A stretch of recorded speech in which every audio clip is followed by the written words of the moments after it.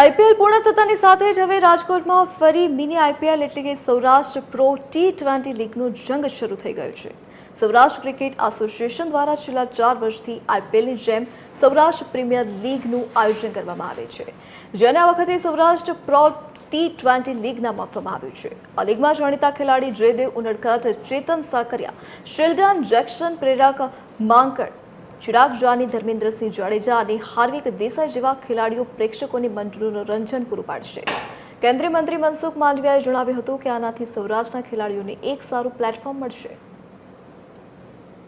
ઉપરાંત મને એ વાતની ખુશી પણ છે કે રણજી ટ્રોફીની શરૂઆત પણ સૌરાષ્ટ્રની ધરતીથી થઈ છે, દુલીપ ટ્રોફીની શરૂઆત પણ સૌરાષ્ટ્રની ધરતીથી થઈ છે।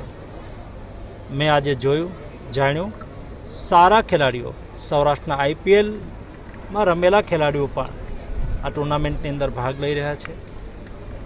મારી અપેક્ષા છે કે અહીંથી ખેલીને ખેલાડીઓ પોતાનું ઉત્તમ કેરિયર પણ બનાવશે, રાષ્ટ્ર માટે અને આંતરરાષ્ટ્રીય કક્ષાએ રમીને દેશનું ગૌરવ પણ વધારશે।